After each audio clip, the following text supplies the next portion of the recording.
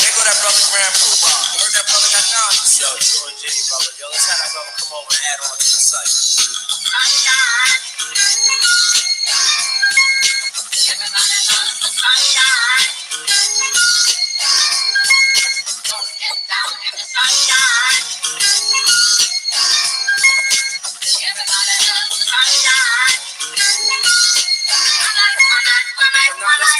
The attribute high to help to another God in need. Here, Allah God is long as I proceed to civilize the uncivilized. Word of wisdom to the group from the wise.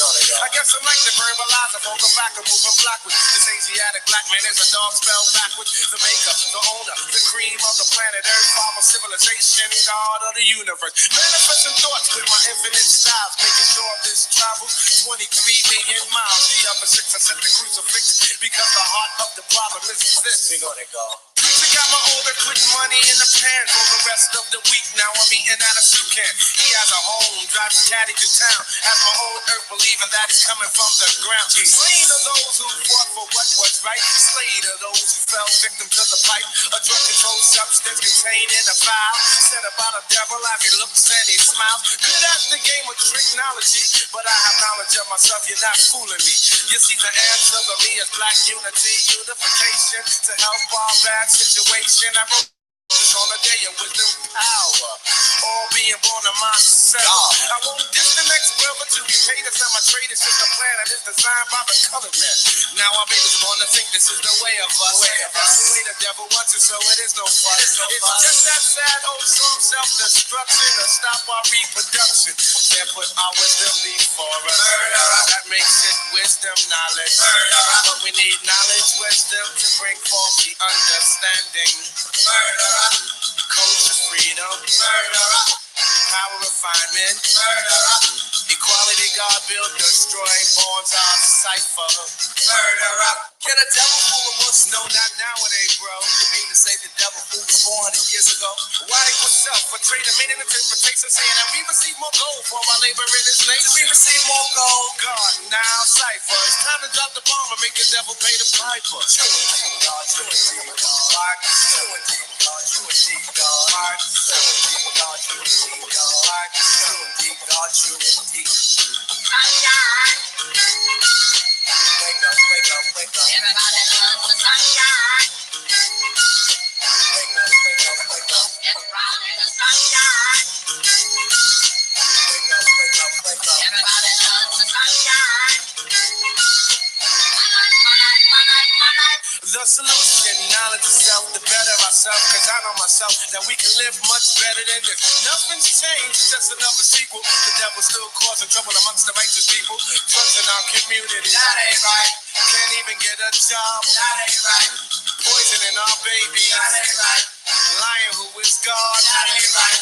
Well, here's some food for thought. Many fought for the sport, and the black man still comes up short. It's time to motivate, build and elevate. Blind, deaf, and dumb, we gotta change their mind state. So our dip diver, civilizer 85er, gotta let them know the devil's a conniver. This is the plan from the brother man, from the motherland. Now it's time to take a stand. I keep striving to do my duty to awaken to the universal family. I say assalamu alaikum. Yeah. Now I'ma do it like this. Enough respect to the brother John DJ. Enough respect. Enough respect to my brand Nubian brothers.